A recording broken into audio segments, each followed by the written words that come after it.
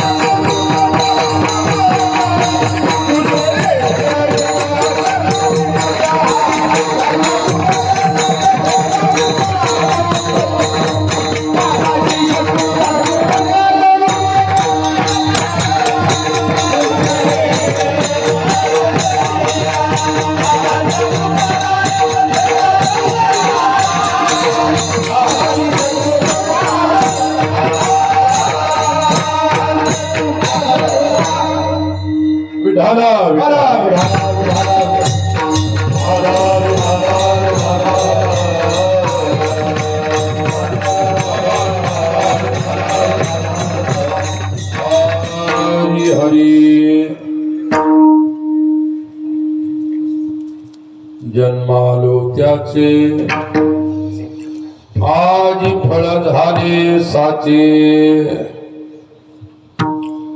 आज संत श्रेष्ठ संचारेश्वर महाराज पाचलेगावकर यांच्या पदस्पर्शाने जन्माने पुनीत झालेली ही पाचलेगाव नगर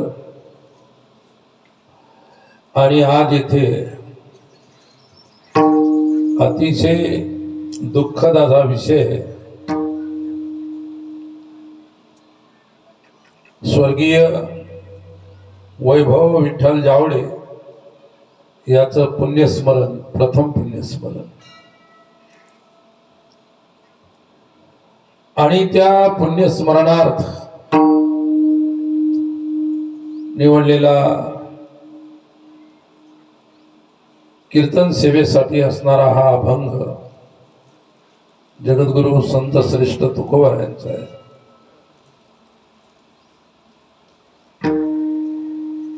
सत्पुरुषाच्या कृपेने जीवन कृतार्थ होत असते। अभंगामध्ये अतिशय छान अशा प्रकारचा विषय सांगितलेला आहे। जन्माला आल्याची कृतकृत्यता कशामध्ये आहे, जीवनाचं साध्य फल काय आहे आणि ते प्राप्त झाल्यानंतर पुन्हा जन्म मरणरूप संसाराची किंवा काळाची कसल्या प्रकारे भीती उरत नाही। अतिशय सुंदर आणि सुरेख असा अभंग आहे। जाण्यापूर्वी आपण थोडीशी प्रस्तावना पाहून अभंगाकडे आणि नंतर अभंगाचं चिंतन करणार आहोत। विठ्ठला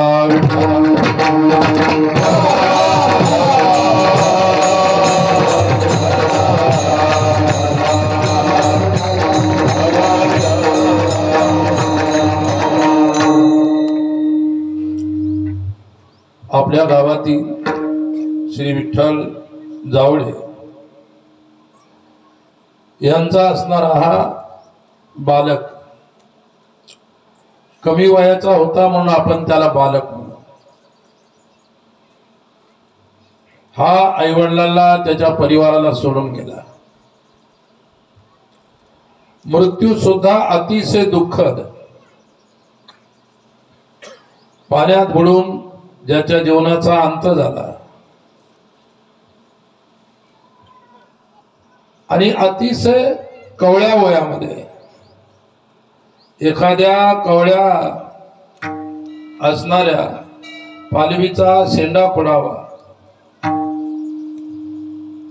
आणि ती जशी वाळून जावी त्याप्रमाणे ही झालेली अतिशय दुःखपूर्ण घटना आहे।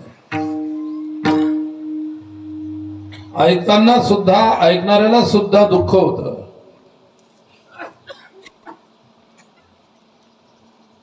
ज्याच्या जीवनाची उन्नत आणि वाढणारी वेल अचानक कोणीतरी उपटून टाकावी, तिला फोडावं, ती वाळावी, अशा प्रकारचा झालेला हा प्रकार आहे। एवढ्या मोठ्या दुःख सागरामध्ये असताना सुद्धा त्याला सद्गती प्राप्त व्हावी, पुण्यगती प्राप्त व्हावी, ईश्वर गती प्राप्त व्हावी या हेतूने त्याचे दुःखी असणारे वडील विठ्ठल जावळे यांनी आजचा हा कीर्तन सेवेचा कार्यक्रम आपल्या पाचलेगाव इथे आपल्या स्वतःच्या गावात पूजनीय वंदनीय महाराजांच्या चरण सानिध्यात आयोजित केला। आणि सज्जनांनो, रात्रीच्या वेळी मी हैदराबादला होतो आणि रात्री आमचं विमान जे होतं जळगावसाठी तिथून त्याचा वेळ 6 होता। 6चा विमान तिथूनच 7:30ला धरलं। ते आश्रमावर येता येता 12, 1, 2 आम्हाला वाजले आणि मला लक्षात होतं की आज आपल्याला पाचलेगावला जायचं आहे। एवढ्या धावपळीमध्ये का होईना, परंतु या मुलाला आशीर्वाद देण्यासाठी, त्याच्या कल्याणाच्या साठी, भगवंताला प्रार्थना करण्यासाठी म्हणा, या सेवेसाठी मी जसा उठलो, पूजा पाठ माझा नित्य नियम केला, तसाच गाडीत बसलो आणि पाचले गावला पोहोचलो. भगवंताचा सिद्धांत आहे. भगवंताने आपला सिद्धांत अर्जुनाला सांगितला. अर्जुन, जातस्य हि ध्रुवो मृत्युर ध्रुवं जन्म मृतस्य च उपजेते नासे नासिले ते पुनरपि दिसे हे घटिका यंत्र जैसे परिभ्रमेगा. भगवंताने जे सांगितलं माऊलीनं तेच आपल्या तुमच्या आमच्या भाषेमध्ये आपल्याला सांगितलं. एक हिंदी संत म्हणतात, आना हो तो जाना होगा राजा रंग फकीर, कुछ समय ऐसा निकालो कि भजो भजो श्री रघुवीर. अरे या सृष्टीमध्ये येणारा प्रत्येक प्राणी, प्रत्येक जीव, प्रत्येक वस्तू काय जाण्यासाठी आलेली आहे.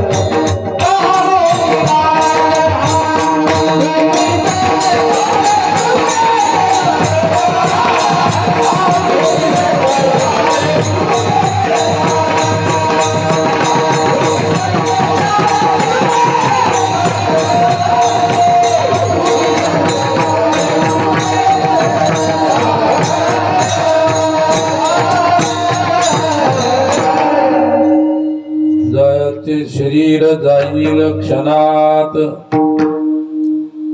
उत्पत्तिमान जो पदार्थ आहे त्याचा एक दिवस विनाश होणार. जो उगवत असतो तोच मावळत असतो, लक्षात घ्या.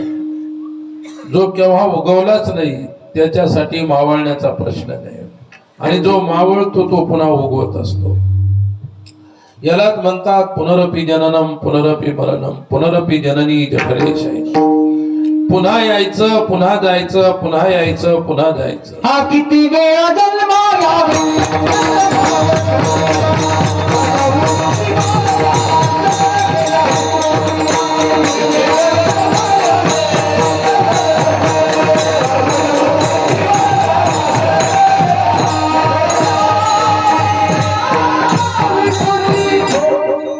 किती वेळा जन्मा यावे, किती व्हावे पदित. मागचा आवाज थोडासा कमी कर. काय म्हणतात काही समजत नाही, लक्षात. स्टेबल ठेव, बरोबर व्यवस्थित. विठाला विठाला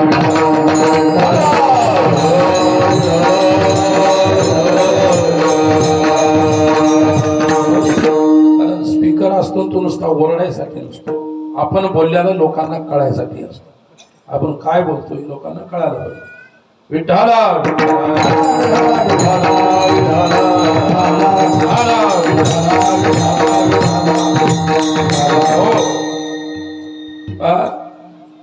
किती वेळा जन्मा यावे, किती व्हावे फजित. किती वेळा जन्माला यायचं आणि किती वेळा मरायचं ही फजिती कुठपर्यंत चालणार. याचा सत्सद विवेक जोपर्यंत आपल्याला होत नाही तोपर्यंत सुख आणि दुःखातला अंतर कळत नसतं.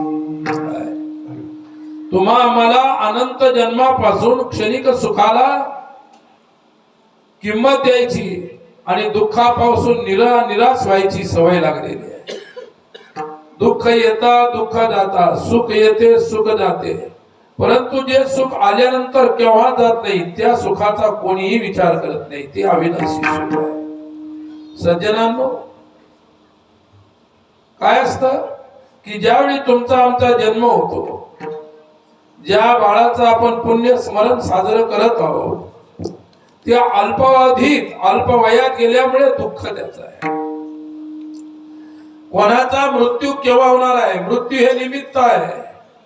पाण्यामध्ये बुडून त्याचा मृत्यू झाला, कोणाचा ऍक्सिडेंट होऊन मृत्यू झाला, कोणाचा स्वतः आत्महत्या करून मृत्यू झाला. ते निश्चित होत. लक्षात ठेवा, जे होणार होतं ते निश्चित होतं. ती घडणारी घटना होती, ती घटना घडलेली आहे आणि घडल्यानंतर तुमचं आमचं काही चालू शकत नाही. काय घडायच्या अगोदर परिवर्तन होऊ शकतात आणि घडल्यानंतर परिवर्तन संपलेलं असतं. आयुष्य फार सूक्ष्म आहे. विठाला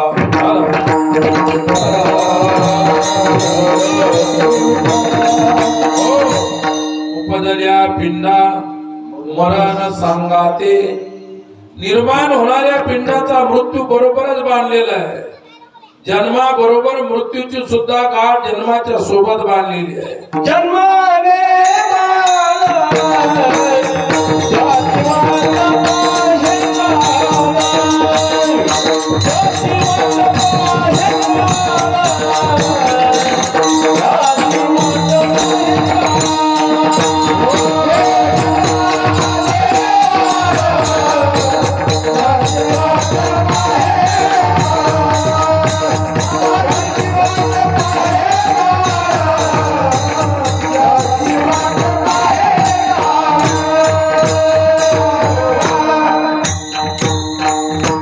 जन्माले बाळ त्याची वाट पाहे काळ. बाळ हा शब्द महाराजांनी उपलक्षणात्मक वापरलेला आहे. बाळ म्हणजे नुसता बाळालाच मृत्यू असतं नाही. काय जो बाळ होऊन आयुष्य जगण्याचा प्रयत्न करत आहे, प्रयास करत नाही, स्वप्न पाहत आहे, प्रत्येकाची ही कथा आणि गाथा आणि व्यथा आहे. प्रत्येकाला जन्माला आपण आलो, एक दिवस जाणार आहोत, पण जायचा दिवस मात्र कोणालाही माहित नाही. काय आणि जायचा दिवस माहित असतात आपण वेगळ्या प्रकारचे प्रयत्न केले असते की न मरण्याचे, परंतु तो प्रयत्न अजूनही सफल होऊ शकला नाही. कारण ते ईश्वर तंत्र आहे. ईश्वराच्या अधीन या सर्व गोष्टी आहेत. सर्वच गोष्टी जीवाच्या अधीन नाहीत. लक्षात ठेवा, जीवाच्या अधीन असत्या तर जीवानं काही करायचा प्रयत्न सोडला नसता. पण ईश्वराच्या अधीन ज्या गोष्टी आहेत त्याच्यात कोणताही हस्तक्षेप आपण करू शकत नाही. तुम्हाला एक उदाहरण सांगतो.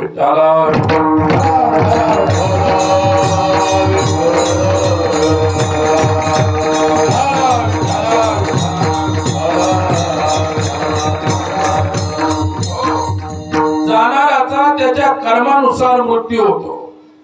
ज्याचे कर्म चांगले असतील तो हसत जातो, ज्याचे कर्म वाईट आहे तो कोणत्या गतीने जाईल हे सांगता येत नाही. परंतु संबंध ज्याच्या ज्याच्याशी जोडलेले आहेत ते लोक मात्र दुःखी होतात. सज्जनांनो, एकदा एका गावामध्ये भगवान बुद्ध आले आणि गावाच्या बाहेर एका पिंपळाच्या वृक्षाखाली ते बसले. बुद्ध एक साधू आहे, एक महात्मा आहे, एक ईश्वरीय अवतार आहे. ज्याला जे मानायचं असेल ते आपण आपल्या भक्ती श्रद्धेनुसार मानू शकता. मी फक्त उदाहरणा दाखल सांगत आहे. विठ्ठला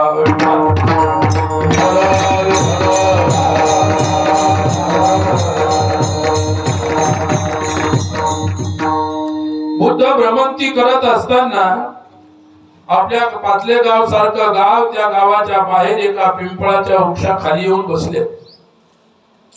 गावातल्या लोकांना कळले की कोणीतरी महान व्यक्ती, महान साधू, महात्मा, संत, ऋषी या भगवान आपल्या गावाच्या बाहेर आले. त्याला दर्शनाला गावातली लोक दर्शनाला जाऊ लागली. बाया जाऊ लागल्या, मुलं जाऊ लागले, माणसं जाऊ लागली.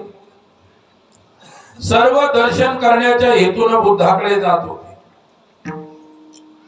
बुद्ध ज्ञानी पुरुष असल्या निरीह भावामध्ये, उदास अवस्थेमध्ये, आपल्या मोक्षाच्या आनंदामध्ये, जीवन मुक्तीच्या आनंदामध्ये निमग्न असणारा बुद्ध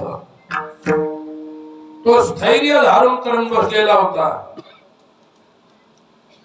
बुद्धाच्या अंतःकरणामध्ये कोणती हालचाल नव्हती. चांचल्य आहे, विक्षेप आहे, अविचार आहे, असद बुद्धी आहे, हे अज्ञानी लोकांच्या मध्ये असणारे दुर्गुण असतात. आणि ते दुर्गुण आयुष्यभर ती अज्ञानी माणसं पालन करून ठेवतात.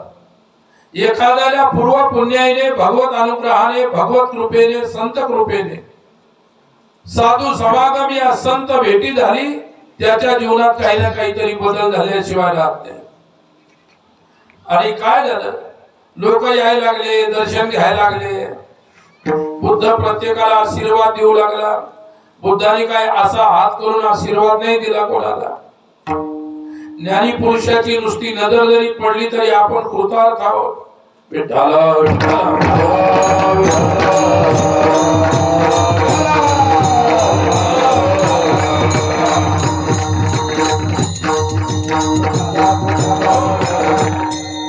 शुद्ध बुद्ध मुक्त स्वरूप असणारं बुद्धाचं जीवन, महापुरुषाचं चरित्र अलौकिक असतं. तुळशी रामायणामध्ये गोस्वामी तुळशीदासजी म्हणतात, साधू पुरुष शुभ चरित्र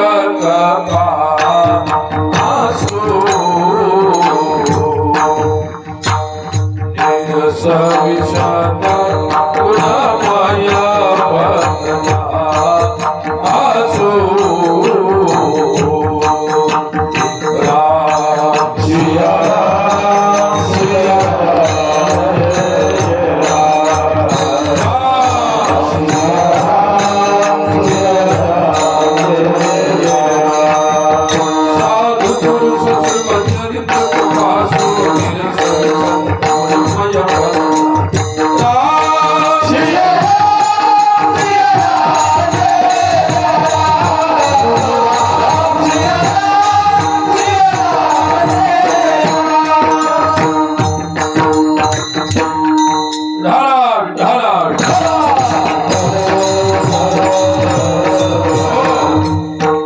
साधु पुरुष शुभ चरित्र कपासु गिरीश विशद गुणमय फलजासु.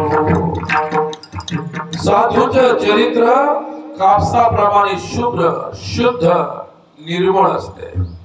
कापूस जो पांढऱ्या रंगाचा शाईचा डाग सुद्धा सहन करू शकत नाही, तसा सत्पुरुषाच्या जीवनाला, त्यांच्या चारित्र्याला कसल्याही प्रकारचा कोणत्याही विकाराचा डाग असू नये. त्याला म्हणतात शुद्ध चरित्र. जे देव शुद्धे उदारी प्रसिद्धे अनवरत आनंदे वर्षती. अशीच थोर पुरुष अखंड आनंदाचा वर्षाव साधकावर, समाजावर आणि भगवत भक्तावरती करू शकतात. हे त्यांचं सामर्थ्य, त्यांचा अधिकार आहे. आणि भगवान बुद्ध ज्यावेळी तेथे आले, सर्व लोक दर्शनाला येऊ लागले. आणि एक बाई तयारीच करत होती बुद्धाच्या दर्शनाला जाण्याची. अचानक काय झालं, तिची शेजारी म्हणाली, अगं चल लवकर, पुन्हा तो महात्मा निघून गेला तर दर्शन होणार नाही. तिनं सुद्धा तयारी केली निघणार. तेवढ्यामध्ये तिचं 2 वर्षाचं छोटस बाळ अचानक कुचकी सारखं काहीतरी झालं, ते बाळ मेलं. मेल्यानंतर तिचा जो आनंद उत्साह होता उल्हास होता तो तर समाप्त झाला आणि लढाई लागली. विठ्ठला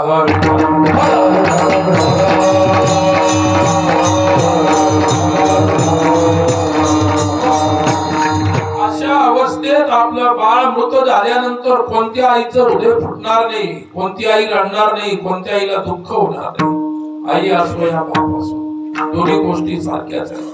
विठ्ठला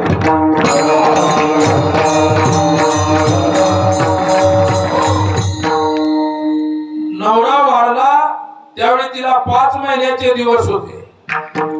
नवरा वारलेला आणि आयुष्याची संसाराची आशा एकच होती, ते मूल तिला. ते मुलंही जन्म आल्यानंतर तेही गेलं.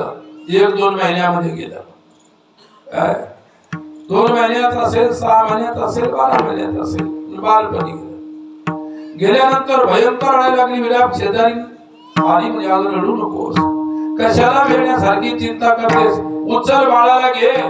आज आपल्या गावामध्ये म्हणतात भगवान बुद्ध आलेले आहे, ते फार सामर्थ्यशाली आहेत आणि तुझ्या बाळाला जिवंत केल्याशिवाय आला नाही, ते भगवान आहे. कशासाठी सांगतो? ईश्वराच्या शासनामध्ये कुठेही गडबड नाही. ते यथार्थ आणि सत्य शासन आहे, त्याच्यामध्ये काही परिवर्तन होत नसतं. विठ्ठला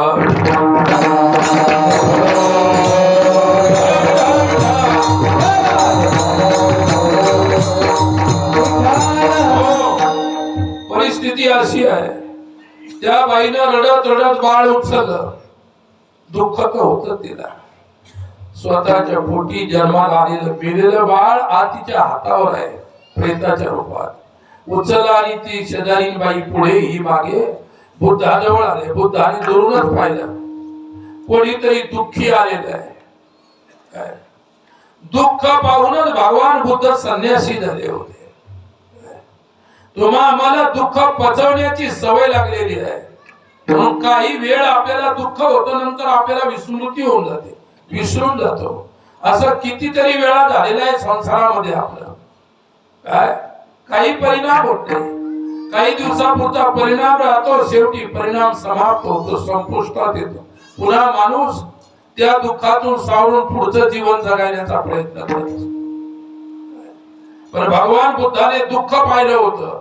दुःख पाहून त्यांनी साम्राज्य त्यागलं. एखादं झोपडं किंवा छोटस घर नाही, महान विशाल साम्राज्याचा त्याग केला. याच्यात काही सत्य नाही, काही खरं नाही. त्यागामध्ये सर्व गोष्टीची उमद असते, कारण त्यागामध्ये ज्ञानाचा उद्गम असतो आणि आत्मज्ञान झाल्यानंतर माणसाला जीवन कळत असते. विठ्ठला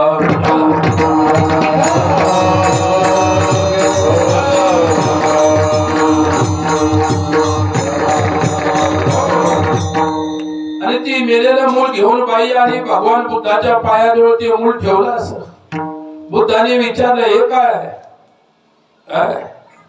अरे बाबा, हे माझं मेलेलं मूल आहे, मी फार आशेनं आलेली आहे. लोक तुम्हाला भगवान म्हणतात. भगवान कोणाला म्हणतात? आपल्या माऊलीनं ज्ञानेश्वरी सांगितलेलं. एस श्री औदार्य ज्ञान वैराग्य ऐश्वर्य हे साई गुणवर्य वसती देत म्हणून तो भगवंत. तो भगवान येणार. षडगुण ऐश्वर्य संपन्न असल्यामुळे त्याला भगवान म्हणतात आणि त्या भगवंताला अशक्य असं काहीच नाही. म्हणून प्रभू, हे माझं मेलेलं मूल माझ्या संसाराची आशा आहे, याच्याच आशेनं मी संसार करत होतो, सर्व याच्या आशेनच करत होतो. सर्व काही जिवंत व्हावं, ते उठावं अशी माझी इच्छा आहे. बुद्ध हसले. बुद्ध हे नाही म्हणाले की मी जिवंत करून देतो म्हणून. विठ्ठला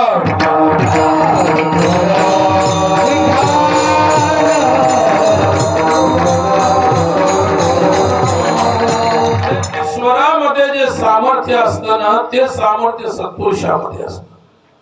फक्त सत्पुरुष ते सामर्थ्य दाखवत नाही, ते सामर्थ्य लपवून ठेवतात. लक्षात घ्या. आणि काय झालं? बुद्ध असले म्हणे, बाई खरोखर तुझं एवढं छोटस बाळ वारलं, तुला तर दुःख आहे, तू आई आहेस, परंतु मला सुद्धा दुःख वाटायला लागलं. तुझ्या दुःखाला पाहून माझं सुद्धा मन दुःख. सत्पुरुष तेच आहे, दुसऱ्याच्या दुःखानं दुःखी होतात आणि दुसऱ्याच्या सुखानं जे सुखावतात त्यांना साधू संत किंवा सत्पुरुष. विठ्ठला विठ्ठला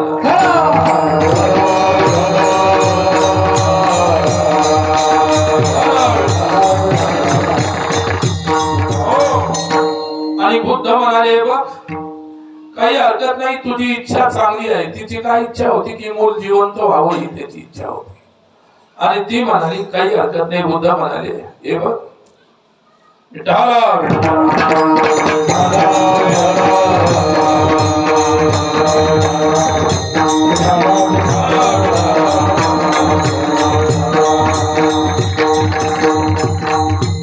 हो काय मला काही हरकत नाही.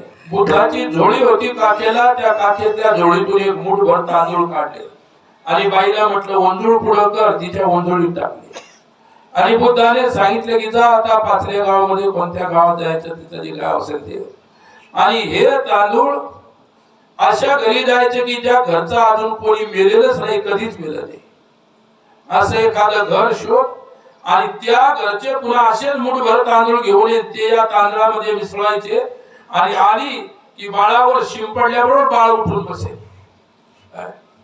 त्या बाईनं ते तांदूळ घेतले, दारादारामध्ये जाऊन विचारू लागली की तुमच्या घरचं कोणी मेलेलं आहे का, तुमच्या घरचं. असं एकही घर जगात सापडेल का ज्या घरचं कोणीच मेलेलं नाही आजपर्यंत, सृष्टी उदयाला आल्यापासून. कोणी म्हणायला लागली माझा आजोबा मेला होता, कोणी पंजोबा मेला होता, माझं मूल मेलं होतं, माझी बायको मेली होती, माझा भाऊ मेला होता. प्रत्येक घरून मेला होता एवढे शब्द तिला ऐकायला येऊ लागले. आणि तिने एक दोन गल्ल्या भरल्या. म्हणाले की आता काही नाही. काय मन आहे ना, शीतावरून भाताची परीक्षा. भात शिजला नाही, पूर्ण भात चिवडायचं काम नसतं. एक शीत उचलून पाहिलं की समजतं की भात शिजला का नाही. शाळेची गोष्ट आहे. नाही खाता